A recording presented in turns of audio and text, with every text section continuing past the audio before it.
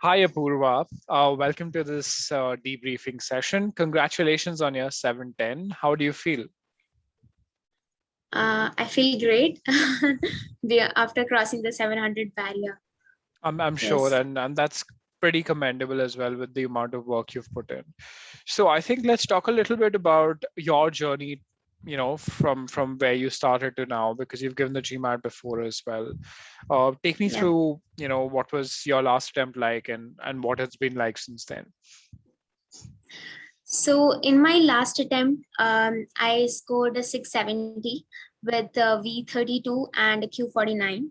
Hmm. And the first attempt was more of a mechanical based approach where I just focused on shortcuts, some strategies, and just the grammar rules and stuff.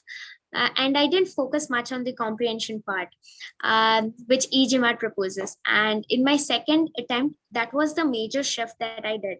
I Hmm. started focusing on comprehending a sentence, comprehending a paragraph, and then a passage. And I think that's the best module I've come across, which is a master comprehension module. That opened my eyes, like how to actually read a sentence and then how to comprehend it in the first go. Initially, I used to reread a lot, uh, and and also I was not very confident of choosing the final answer. Hmm. So when I started focusing on comprehension, which was my second attempts approach, which is the Hmm. comprehension based approach, I started getting good results in terms of accuracy and also in terms of timing. And I could manage a 710 in the second attempt.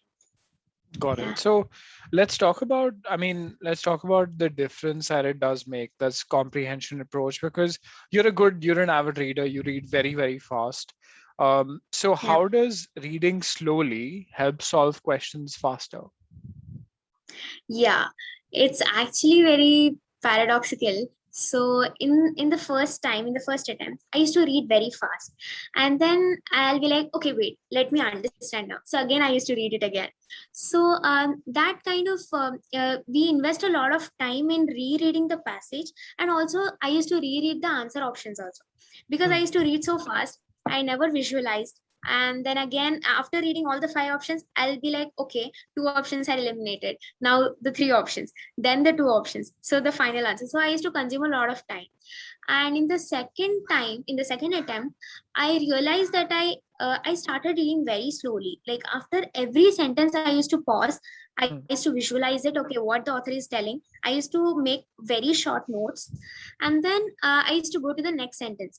And after reading the entire passage, I never reread that. I directly went to the answer options. And even in the answer options, I used to pause after reading every answer option. So my timing reduced dramatically, and also the accuracy improved. And even after I was left with two options, I used to reread only the last two options. Hmm. And I used to mark the option with full confidence. So it improved a lot in my timing after reading slow. So initially, I thought reading fast will save me time, but it was consuming a lot of time. And I could see a difference by reading slow. Got it. So a lot of people talk about the SC, the CR course, but you've done the RC course. You understand the value of that. Let's talk about a few things that you took away from the RC course. In RC course, the taking notes is a very important thing while solving an RC.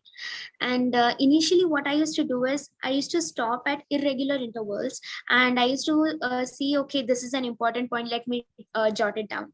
So what used to happen is I used to lose my focus. My attention was, it was not very proper where I need to stop and take notes. In e-GMAT, there's one beautiful strategy that you read it until there is an overload of information, and then you note it down. So that helped a lot, because I used to lose my attention a lot when I used to go back and forth. So those seven reading strategies, and also the understanding the meaning from the context. So all those things clubbed together helped a lot in comprehending the entire passage. And Hmm. also there are few people who recommend that you need to skim the passage, Skim the and passage, then yeah. go back to the passage in the question after reading the question. So I used to Hmm. do that in my first attempt, but it was a really bad thing. And if you remember, I was struggling with inference questions. Yeah. And skimming will not help in inference. I realized it later. Even the data inside the parenthesis is also important. So I couldn't recognize how important it is. So in my second attempt, what I used to do is I used to read the entire passage. I comprehended it very, very well. And I used to get confident of the passage, and then I used to go to the questions. So a lot of times I used to answer the questions without even referring back to the passage. So that also improved my accuracy and timing. And only for inference questions, which was my weak area, I used to refer back to the passage and see the exact wordings of the passage and compare. So Got yeah. it. So that makes a lot of sense. And I think you did a really good job of being able to fix that towards the end. We'll talk about that a little too. But any quick takeaways from the SCA and the CR course? Yeah. So in SC, you should just follow what e-GMAT proposes, because that approach I think is the best approach. Hmm. So there are a lot of grammar rules, and I followed only grammar rules in my first attempt. But there are certain exceptions, and in my ESR, if I analyze, in my SC, my grammar was 80%, but the meaning was really was 20 or 30%. So understanding the meaning is the most important thing, even in SC, especially when you go for 700 level questions, where 2-3 answer options will be grammatically right, but the one that matches the intended meaning is the correct one. So focusing on the meaning was a very key thing that I focused, and how to understand the meaning, and how to understand the modifiers, what exactly it is modifying. So grammar rules with the meaning was very important, and meaning is the first priority, right? True. So I used to give second priority always.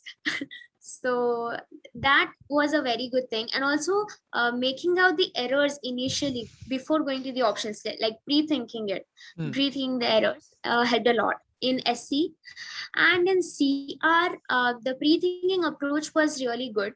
I i read the pa- i used to read the passage, and I used to make notes and the conclusion. The main focus was on conclusion, and I Hmm. used to pre-think on the conclusion and the line of reasoning. Hmm. So once I do that pre-thinking, all the answer options I can eliminate it in a go, because without pre-think, I used to get confused, and I have tried both the approaches without pre-thinking and pre-thinking. Hmm. So yeah, So that you made know a lot which of one difference. And works. Yeah. yeah. Got it. I think this has been super helpful. Now let's talk about a few more very, very specific things, right? So let's talk about the level of support that you got from different people. This is, of course, before you started engaging with me. Um, what is the importance of having that kind of support system in place for a student who is doing a self-paced course? Yeah, so I did reach out to e-GMAT support team a couple of times during Hmm. my prep. So initially I didn't focus much, because I thought I should go for a lot of quizzes, and after a point of time I should reach out to them. So I always had one plan, which even Payal has made a lot of videos on that, like Hmm. cementing, course cementing, and then Yeah. the mocks. So, and everyone insisted on completing the course first and then going for the quizzes. Hmm. And so I finished off the course. I did some quizzes, and then I got, and whenever I used to ask any question or a query, I used to get reply within a day. Hmm. So that helped a lot, because it's a very quick reply helps you. You are in fire when you want to fix something, Yeah. and you are out of touch, then it will hamper your studies for the next day. So especially people with job.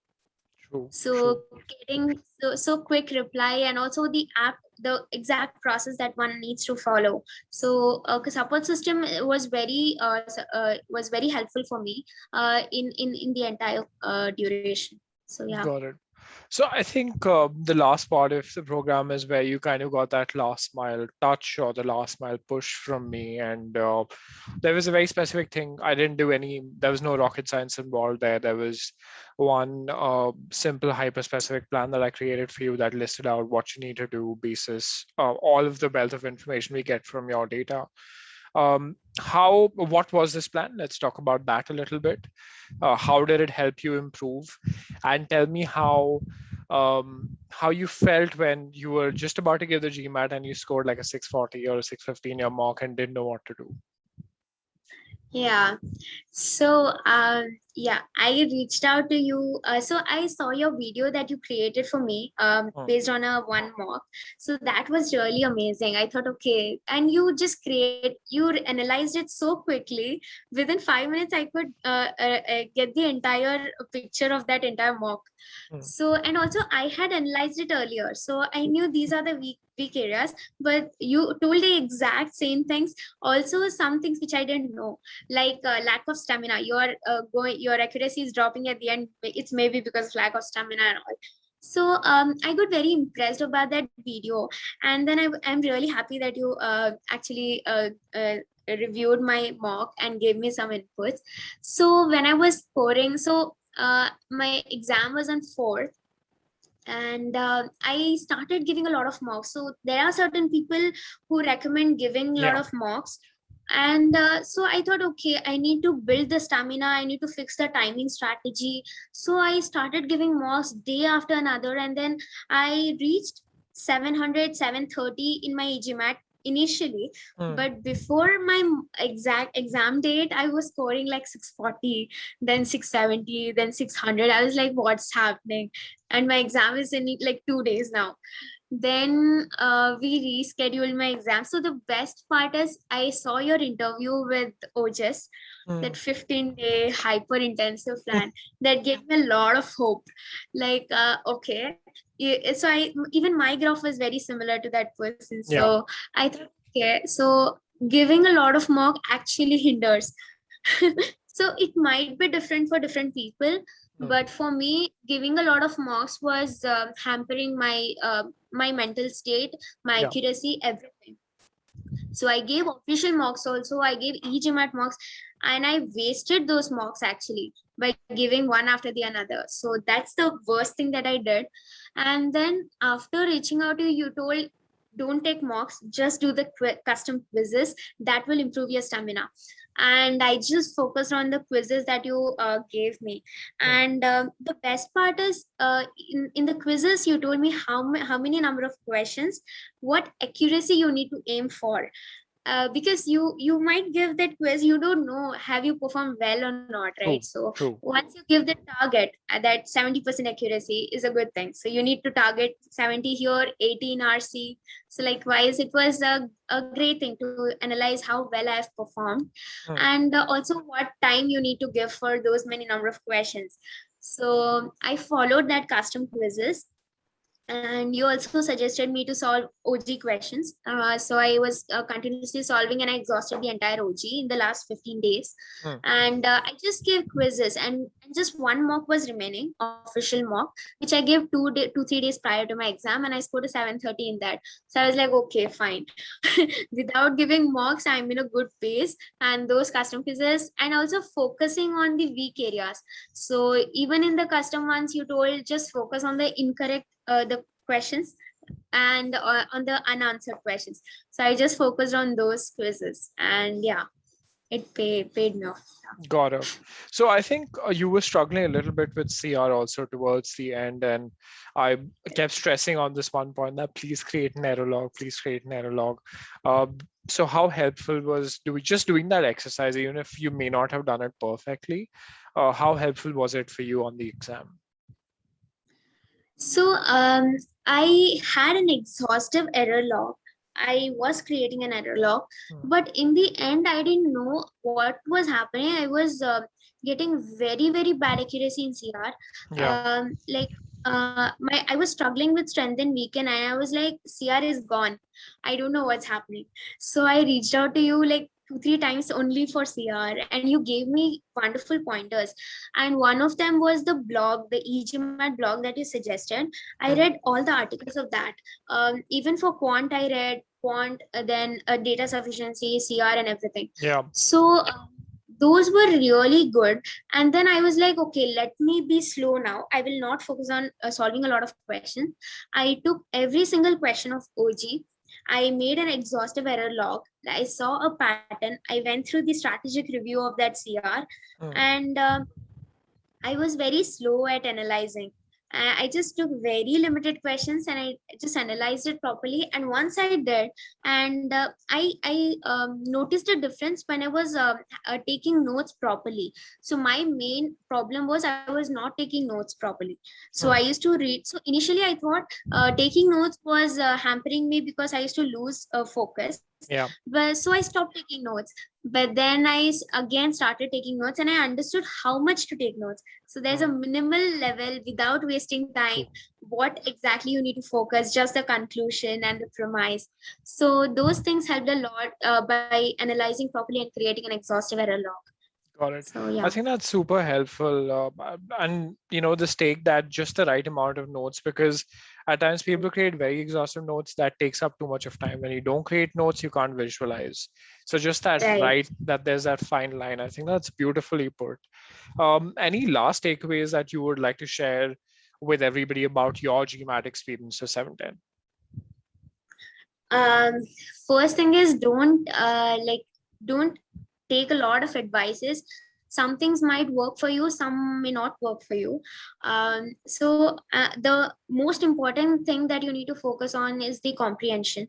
So without the comprehension, you cannot go you cannot ace the GMAT, especially if you're aiming for 700 plus. You might go for shortcuts if you want till 670 or a 680, but comprehension is the key, is what I learned. And reading slow and understanding it properly, and then creating an exhaustive error log where you can see the patterns, where exactly you are weak at, and just focusing on your weaker areas will help a lot. And the worst thing that I did in my prep was exhausting the questions and the mocks.